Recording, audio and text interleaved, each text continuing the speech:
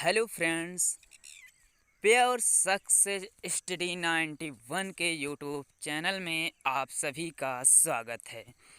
Friends, आज हम संविधान के 51 क्वेश्चन के बारे में बात करेंगे। अगले वीडियो में हमने 50 क्वेश्चन के बारे में बात किए थे। अब इस वीडियो में भी हम 50 क्वेश्चंस के बारे में बात करेंगे। तो जिसमें सबसे पहले जो लोग हमारे चैनल पर नए आए हैं वो चैनल को सब्सक्राइब कर लें और बेल आइकन को प्रेस करना बिल्कुल ना भूलें, जिससे आने वाले वीडियो आप तक पहुंचते रहें।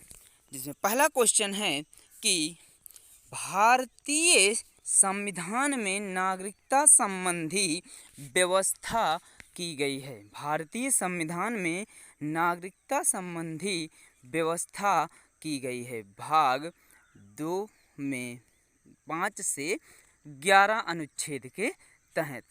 अगला, कोई व्यक्ति भारत का नागरिक माना जाएगा यदि उसका जन्म हुआ हो। भारत का नागरिक वह तभी माना जाएगा जब उसका जन्म 26 जनवरी 1950 के उपरांत भारत में हुआ हो। मतलब 26 जनवरी 1950 के बाद उसका जन्म जो है वो भारत में यदि हुआ है तब वह भारत का नागरिक माना जाएगा। अगला क्वेश्चन है, भारत से लगातार कितने वर्ष बाहर रहने पर नागरिकता समाप्त हो जाती है। आप भारत से कितने वर्ष अलग रहेंगे तब आपकी भारत से नागरिकता समाप्त हो जाएगी। तो आपके 7 वर्ष यदि वह भारत में नहीं रहते हैं तब उनकी नागरिकता समाप्त हो जाएगी। अगला क्वेश्चन है कि भारत में लगातार कितने वर्ष रहने पर नागरिकता प्राप्त हो जाती है। कि भारत में कितने वर्ष अब आप लगातार रह रहे हैं तो आपको नागरिकता भारत की प्राप्त हो जाएगी। यदि आप लगातार 10 वर्ष भारत में रह रहे हैं तब आपको भारत की नागरिकता प्राप्त हो जाएगी। अगला क्वेश्चन है, मूल संविधान में मौलिक अधिकारों की संख्या थी। मूल संविधान जब आपका बना तब मौलिक अधिकार 7 थे। वर्तमान में मौलिक अधिकार 6 हो गए हैं। अब एक मौलिक अधिकार क्या हो गया है, तो जो संपत्ति का अधिकार था उसको हटाकर 300 के काम में रख दिया गया। वो आपका एक विधिक अधिकार हो गया। 55 नंबर, वर्तमान में संपत्ति का अधिकार है। देखिए, वर्तमान में संपत्ति का अधिकार विधिक अधिकार है। यह अनुच्छेद 300 का में वर्णित है। संपत्ति के अधिकार को मूल अधिकार से हटा दिया गया है।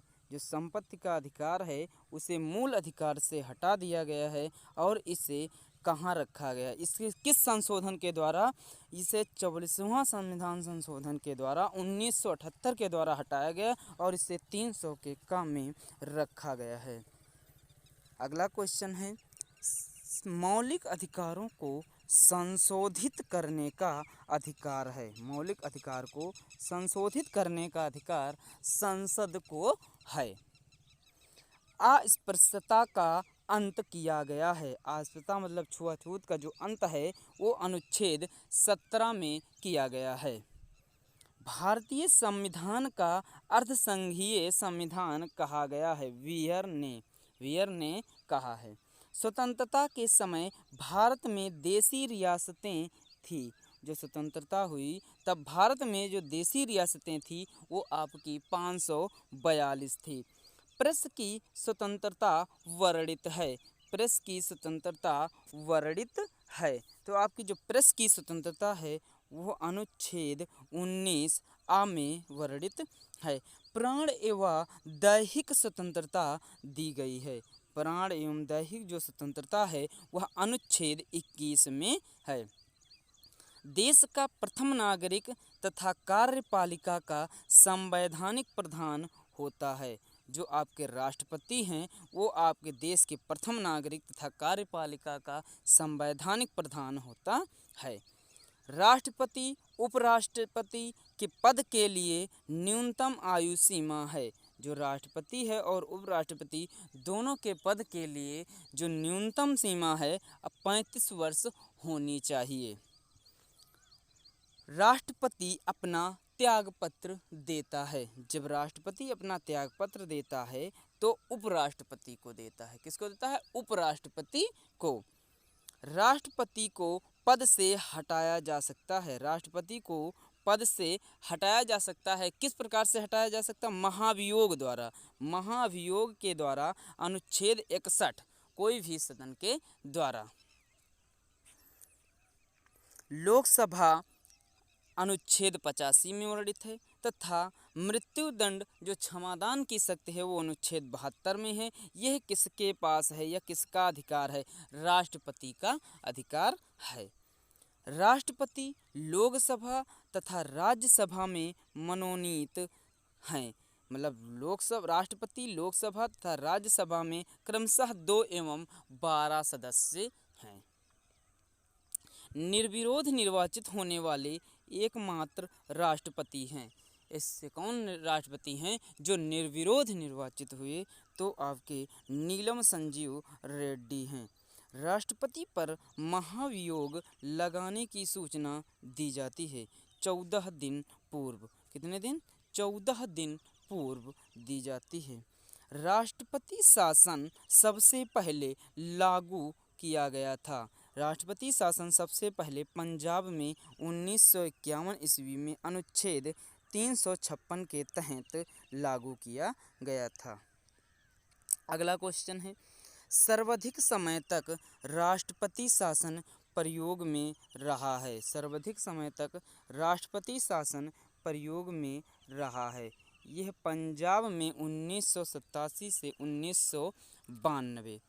राष्ट्रपति शासन की न्यूनतम तथा अधिकतम अवधि क्रमशः होती है। न्यूनतम अवधि आपकी 6 माह की होती है और अधिकतम अवधि आपकी 3 वर्ष होती है।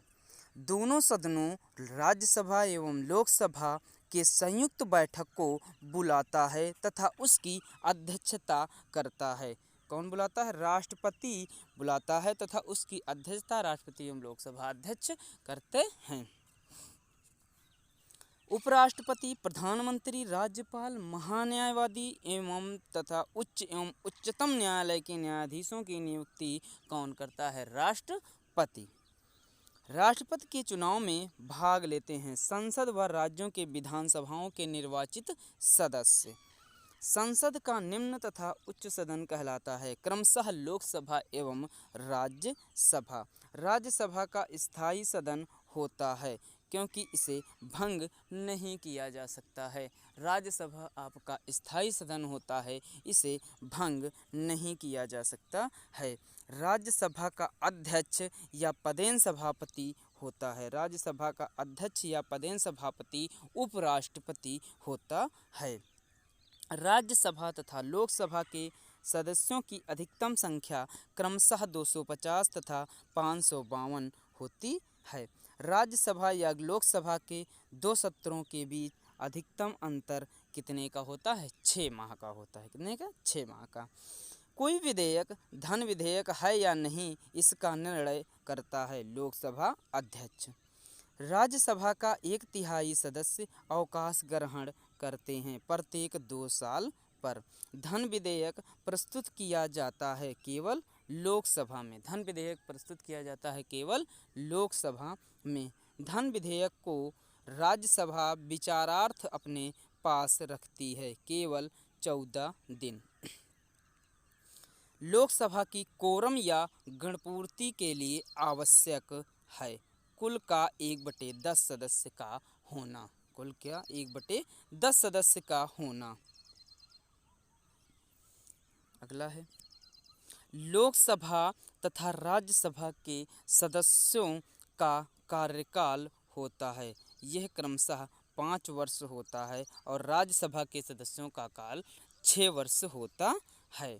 पहली लोकसभा की पहली बैठक हुई थी 6 मई 1952 को।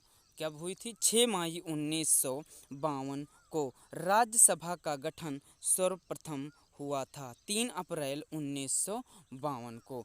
राज्यसभा का गठन 3 अप्रैल 1952 को। लोकसभा तथा राज्यसभा के सदस्यों की न्यूनतम आयु सीमा क्रमशः 25 वर्ष तथा राज्यसभा के सदस्यों की न्यूनतम आयु सीमा 30 वर्ष होती है। अगला क्वेश्चन है 91 नंबर है कि लोकसभा तथा राज्यसभा के सदस्यों की न्यूनतम आयु सीमा क्रमशः 25 वर्ष और 30 वर्ष। अगला, प्रधानमंत्री के लिए न्यूनतम आयु सीमा तथा कार्यकाल है।